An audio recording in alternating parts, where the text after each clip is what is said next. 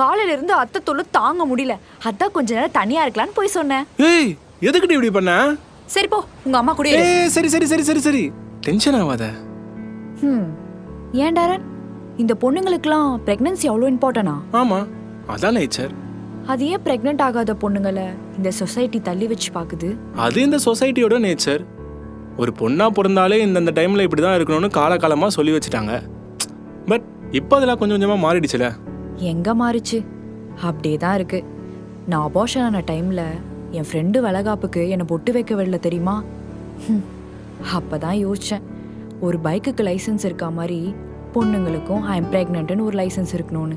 விடு அபி, அதான் நீ இப்போ பிரெக்னென்ட் ஆயிட்டல.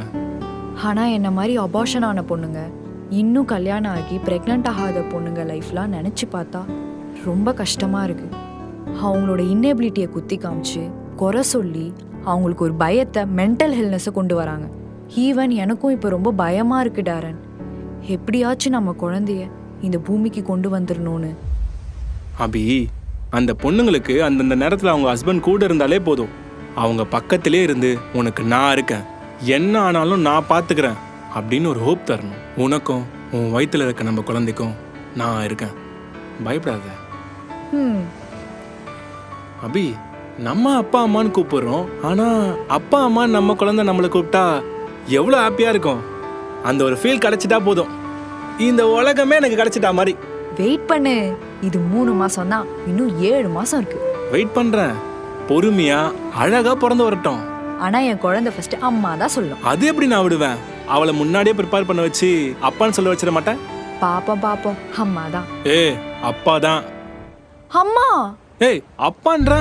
டேய், உங்க அம்மாடா. அவங்க ஃபோன் பண்ணுவாங்கடி, விடு. அவங்க ஃபோன் என்கிட்ட தானே இருக்கு.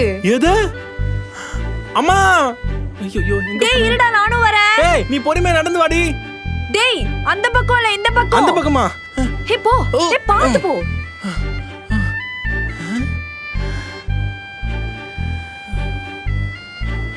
என்னடா? கோவிந்தா கோவிந்தா கோவிந்தா கோவிந்தா கோவிந்தா கோவிந்தா. இந்த மாதிரி 108 தடவை சொன்னா மனசுல நினைச்சது அப்படியே நடக்குமா? கடலுக்கும் கடவுளுக்கும் டைரக்ட் கனெக்ஷன் இருக்கும். என்ன பண்ற? எங்கடா போனீங்க நீங்க 2 பேரும்? தம்பி, நான் சொன்னேன்ல என் பையன் இவதான், என் மருமவ. மாசமா இருக்கான்னு சொன்னனே இவதான். ஓ, அப்ப மாசமா இருக்கீங்கன்னா ஜாக்கிரதையா இருக்கணும்க்கா. கண்டிப்பா. கிளிப்பா, அவளையும் அவன் வயித்துல இருக்கிற வாரிசையும் நான் தான் பத்திரமா பாத்துக்கணும். அப்படியா? அப்போ அக்கா அம்மா சொல்றபடி கேட்டு நடந்துக்கோங்க, ஓகேவா?